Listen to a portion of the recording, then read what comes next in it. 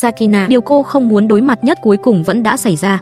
Karim mang theo giấy tờ đất, tìm đến tận nhà Sakina, ép cô phải mau chóng rời khỏi mảnh đất của anh ta. Không chỉ vậy, Karim còn đem mảnh đất mà Sakina cực khổ xây suốt nhiều năm bán cho một người khác. Hôm nay, anh ta còn cố ý dẫn người mua đến đây, chỉ để ép Sakina phải rời đi càng sớm càng tốt. Sinh tồn tự nhiên review, hãy đăng ký và theo dõi chúng tôi. Đây là động lực to lớn để chúng tôi tạo ra những video thật ý nghĩa gửi đến người xem. Chân thành cảm ơn.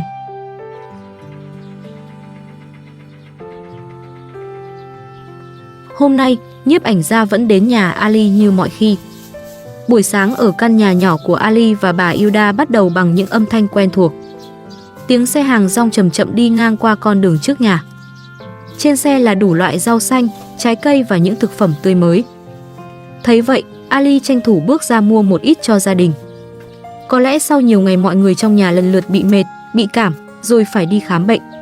Ali muốn trong nhà có thêm rau quả để mọi người ăn uống đầy đủ hơn. Thấy bà Hilda, Ali liền nói: "Tôi có mua ít chanh. Ăn một chút nhiều khi thấy khỏe hơn." Đó là một câu nói rất giản dị. Nhưng trong căn nhà này, đôi khi chỉ cần một túi chanh, một ít rau xanh hay vài loại trái cây thôi, cũng đủ cho thấy Ali vẫn luôn để ý đến sức khỏe của bà Hilda. Bà đã ở bên Ali trong rất nhiều lúc khó khăn.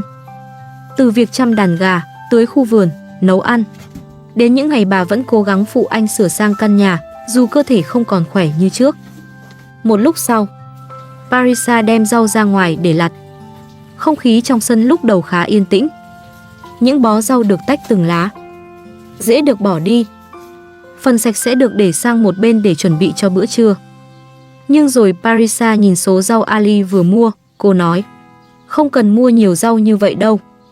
Anh từng nói anh ít ăn rau mà." Đúng lúc ấy, Ali lại nói: "Tôi đi lấy ít rau cho Sakina." Câu nói vừa dứt, bầu không khí trong sân lập tức thay đổi. Giọng nói Parisa trở nên căng thẳng hơn: "Không cần, chúng ta sẽ dùng hết chỗ rau này." Có lẽ Parisa không muốn bất cứ thứ gì trong căn nhà này tiếp tục bị chia sang cho Sakina. Nhưng trong lòng cô, chuyện đó vẫn giống như một sự nhắc nhở rằng Ali chưa bao giờ thật sự cắt đứt những sự quan tâm dành cho gia đình cũ. Bà Hilda nhận ra tình hình bắt đầu căng thẳng. Bà không muốn hai người lại tranh cãi từ sáng sớm.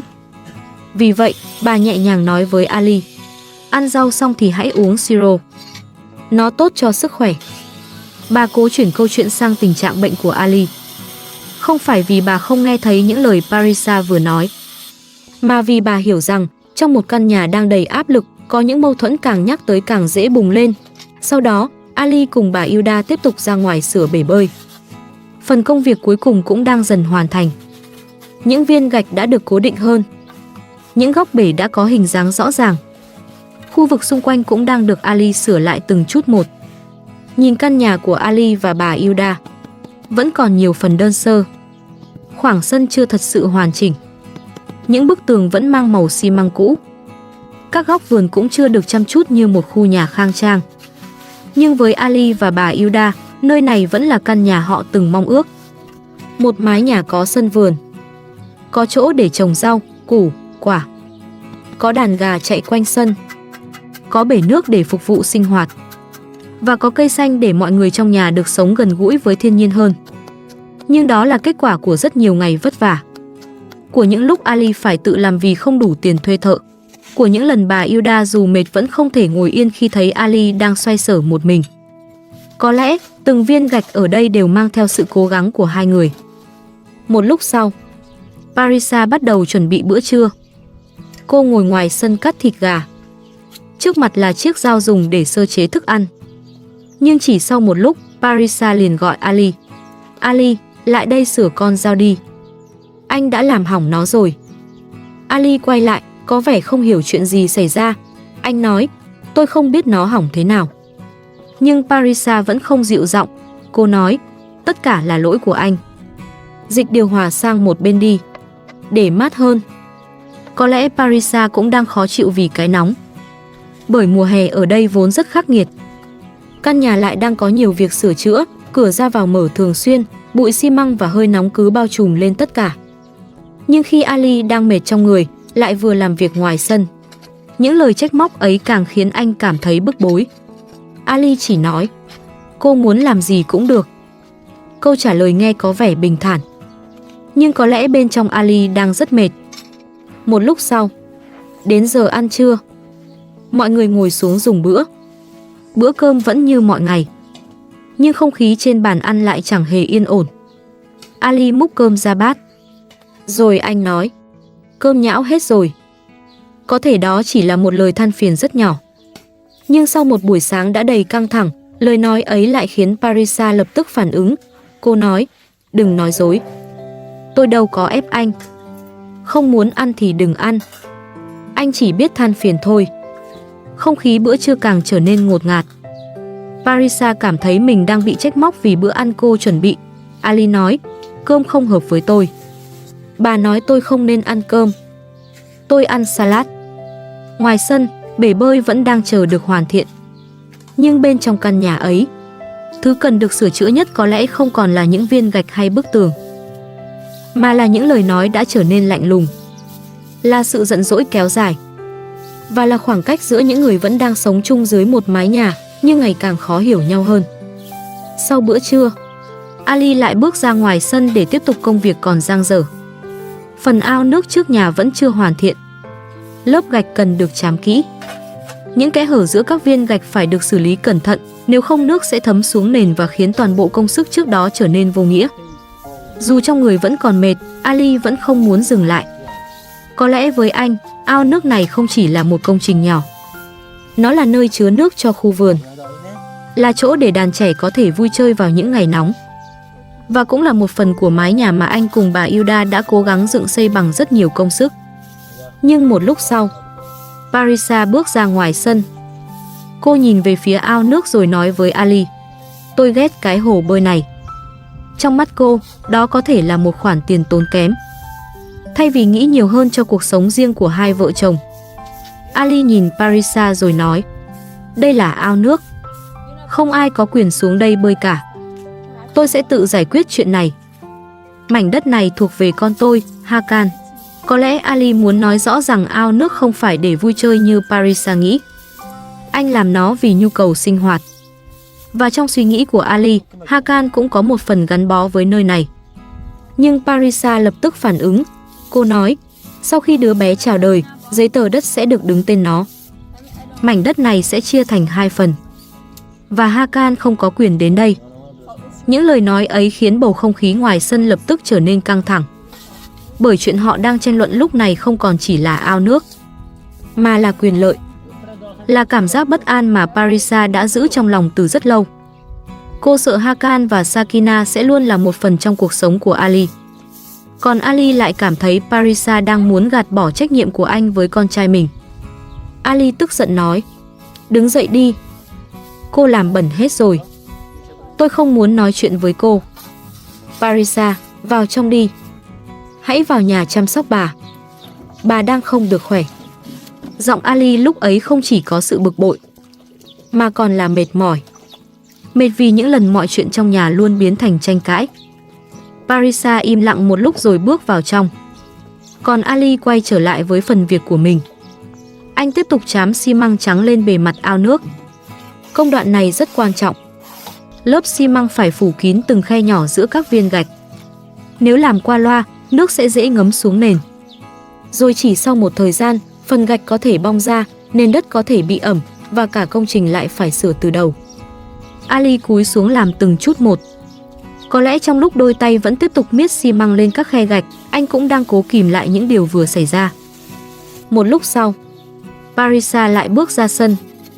Lần này, cô đến gần và phụ Ali làm việc. Có thể cô vẫn chưa hết giận, nhưng có lẽ nhìn Ali đang mệt mà vẫn cúi người ngoài nắng, Parisa cũng không thể hoàn toàn bỏ mặc. Ali nhìn thấy cô, rồi hỏi, bà sao rồi? Parisa đáp, bà đang nằm nghỉ. Bà không được khỏe. Đưa bà đi khám đi, bà cần nhập viện. Nghe vậy, Ali lập tức lo lắng. Anh hỏi, bác sĩ kê thuốc gì cho bà? Nếu bà không đỡ, bà phải nhập viện. Hãy chăm sóc bà cho tốt. Mong bà sớm khỏe lại. Dù vừa tranh cãi với Parisa, Ali vẫn không quên điều khiến anh lo nhất lúc này là sức khỏe của bà Hilda. Bà đã đi khám, đã được kê thuốc. nhưng cơ thể bà vẫn còn yếu. Và Ali hiểu rằng nếu tình trạng của bà không khá hơn, việc cần thiết là phải đưa bà đi kiểm tra lại theo hướng dẫn của bác sĩ. Một lúc sau, Ali quay sang nói với Parisa, cô nên tránh xa tôi ra, kẻo tôi lây bệnh cho cô. Câu nói ấy nghe có vẻ lạnh lùng, nhưng có lẽ bên trong vẫn là sự lo lắng. Parisa đang mang thai, còn Ali thì vẫn bị cảm. Dù giữa họ có bao nhiêu giận dữ, Ali cũng không muốn sức khỏe của Parisa bị ảnh hưởng.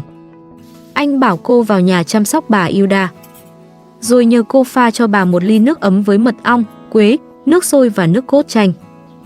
Cô đến gần bà Hilda rồi hỏi, bác sĩ có cho bà giấy nhập viện không? Bà Hilda đáp, không, bác sĩ chỉ kê thuốc.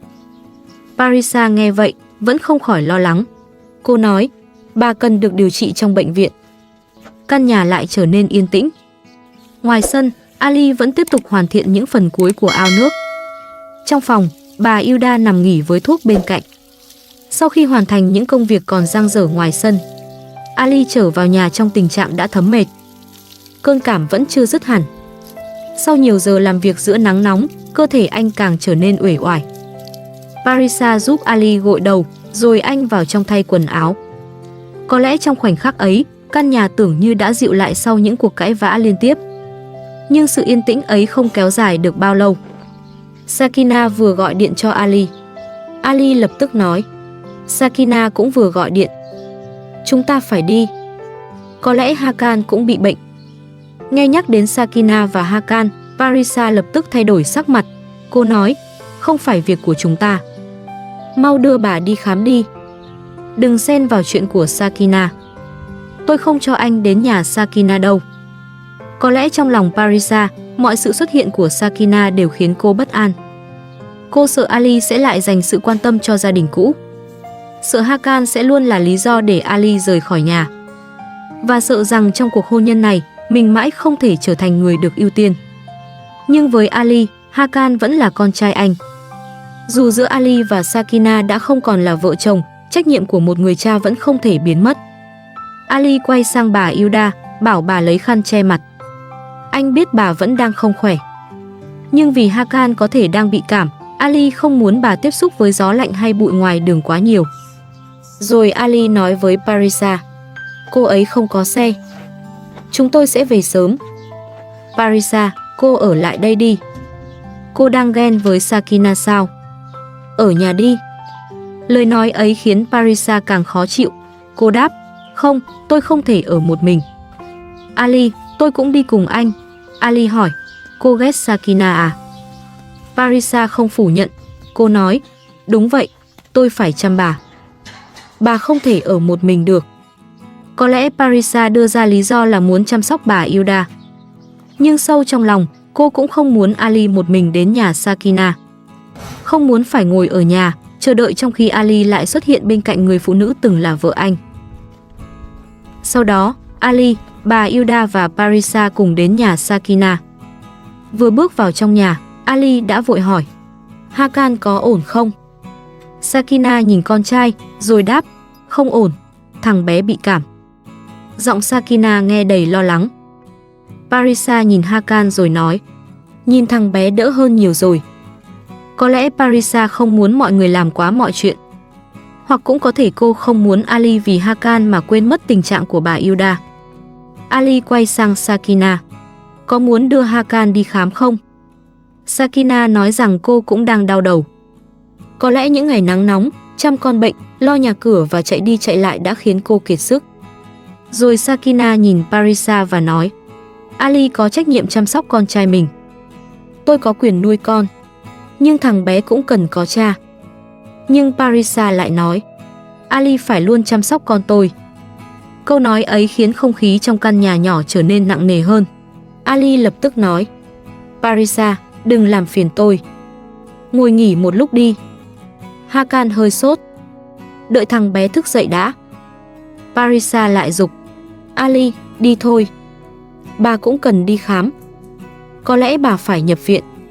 Đó cũng là điều khiến mọi người lo lắng. Bà Hilda vốn đã yếu, lại vừa mệt, vừa phải uống thuốc, sức khỏe chưa thật sự ổn định. Thấy vậy, Sakina nói, Tôi đã cho Hakan uống thuốc cảm. Thằng bé thấy khá hơn nhiều rồi. Ali nhìn Parisa, giọng nói bắt đầu nghiêm lại. Đừng đến đây để cãi nhau. Tôi đến tìm Hakan. Cô đang mang thai, không nên đi theo bà. Rồi Ali quay sang Sakina. Trước khi tôi đi, hãy chăm Hakan cẩn thận. Sakina đáp, đừng lo, tôi đã cho Hakan uống siro rồi. Bà Hilda không được khỏe. Có lẽ bà phải nhập viện. Nghe vậy, Parisa lại không giấu được sự bực bội. Cô nói, nghe thấy tên Sakina là anh ấy đã đến rồi. Ali đáp ngay, không phải việc của cô. Hakan đang sốt nhẹ. Gọi Hakan dậy rồi đi thôi. Parisa, cô đang mang thai, về nhà đi. Có lẽ Ali muốn tránh để Parisa tiếp tục đứng trong bầu không khí căng thẳng này. Anh không muốn một cuộc tranh cãi khác xảy ra ngay trước mặt Hakan. Sakina nói, nếu con không khỏe, tôi sẽ tự đưa Hakan đi khám. Parisa nhìn Ali rồi nói, đừng chạm vào tôi. Sakina sẽ đưa con trai cô ấy đi khám. Ali, anh nên về đi. Lời nói ấy khiến Ali càng thêm bức bối. Anh nói, Parisa, đừng tỏ thái độ với con trai tôi chỉ vì cô đang mang thai. Tôi là cha. Tôi phải có trách nhiệm với con trai mình. Tôi đã nhẫn nhịn hành động của cô nhiều lắm rồi. Cuối cùng, Ali quay sang bà Hilda. Bà ơi, chúng ta đi thôi. Cháu đưa bà đi khám. Rồi anh nhìn Sakina, giọng dịu lại. Sakina, chăm sóc Hakan cẩn thận nhé. Tôi phải đưa bà đi khám.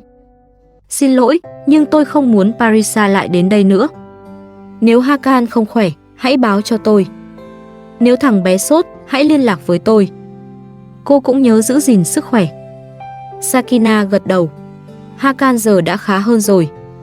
Ali, hãy chăm sóc bà cẩn thận. Sau đó, Ali cùng Parisa đưa bà Hilda lên bệnh viện. Phía sau họ là căn nhà nhỏ của Sakina. Là những mối quan hệ chưa thể tìm được sự bình yên. Ali cố gắng làm tròn trách nhiệm của một người cha, một người cháu và một người chồng.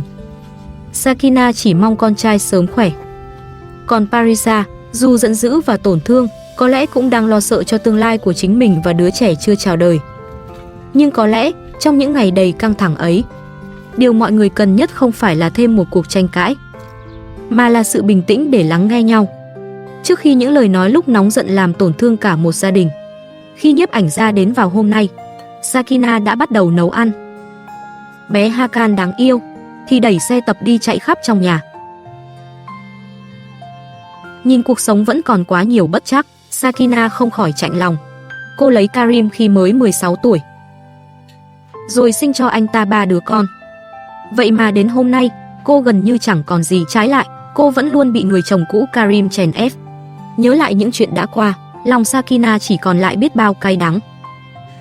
Nấu nướng xong, Sakina lại vội vàng dùng máy hút bụi để làm sạch tấm thảm, bởi ngày nào bé Hakan cũng chơi trên đó.